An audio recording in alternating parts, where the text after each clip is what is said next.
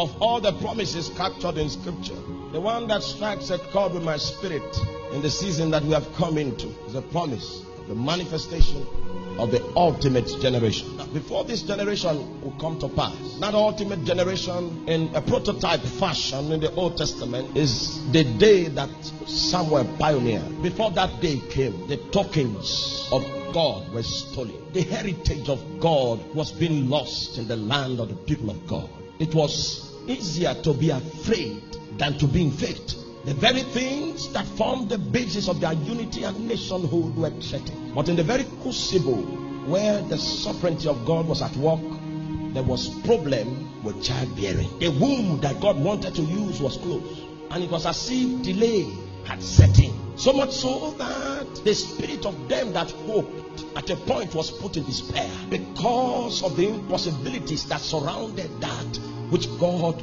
wanted to do. There are many things you are used to today that is no longer relevant. We all will have to go to a school of the spirit again. There was delay with childbearing. The devil had advanced in his agenda, and it came to a point where there was no more hope. Then a barren woman took an oath, and suddenly the powers of heaven began to set into the circumstance, and a barren woman's womb was opened in that season. There are several people that God has made barren. You have been faithful, working with God consistently, but it's as if you have been abandoned. You prayed, you prophesied, nothing changed in the environment. In the day of God, the wombs that He closed, He opens them. And when He opens those wombs, He performs much more than the devil can ever imagine to perform in a short period of time. Because it's not a function of man, it is the day of God. When Anna's understanding was enlightened, the only way she could receive ventilation was to turn her face towards the Lord in prayer. As we glean the articles of her prayer, we find out the message that came from her spirit. 1 Samuel chapter 2. And Anna prayed and said, my heart rejoiceth in the Lord. My horn is exalted in the Lord. My mouth is enlarged over my enemies, because I rejoice in thy salvation. Suddenly, her prayer shifted from a prayer of exaltation. She was now vocalizing the revelations of God that she had captured. At what time did she capture these revelations? During the time of her barrenness. See, there was a build-up during the time of that barrenness that was going on. And then when the time of her visitation came, her understanding became fruitful. So this is an experiential revelation that she is now communicating. That type, you cannot receive it by inspiration.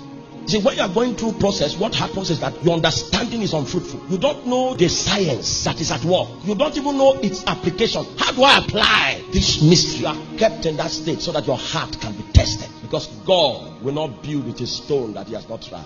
When she said there is no rock like our God, she had sinned because barrenness had no cure in her village. But she focused and got into a pact with God. And that which looked permanent shifted. Then she knew something about God that she only knew in Bible study. She had experienced it live. And she knew that kingdoms will fall. Kings will fall. Seasons will change. Nations will fall. There is a rock that is not like any other rock. He is in his own class, separated unto his own name. It is that description of God as being different from any other thing that is called holiness. There is no rock like our God. And this kind of revelation did not come in a church service. It came through process. That was the concoction, the kind of incense that she was releasing. Her prayers were full of God and empty of self. Because she had seen the foretaste of a day where God is king, a day where God is the only one standing. That's why Isaiah said, the cedars of Lebanon, the proud heights shall be reduced, the oaks of Bashan, the mighty winds will be cut off, the mountain behind the enclave will be subdued, and the valleys will be elevated. The reason for the renovation is that the king is going to march in the borders of her city. So every stone must be gathered out. Every undulating plain must be instructed. Because only one must be seen in the procession. And only one's voice must be heard. He doesn't need to stand. Because every realm is renovated by his decree. Once has the Lord spoken. Twice have I heard. That is not an echo in In that day, everything that doesn't have its foundation in God will be shifted and shaken. That's why wisdom demands that you stand your ground even though the seasons are contrary. A day will come when he will speak. It's the realm of a voice. And in the day in which we live, we will see the potency of that voice much more. I'd like us to cry. Cry to him. Make out of us Puritans, men that function with godly fear.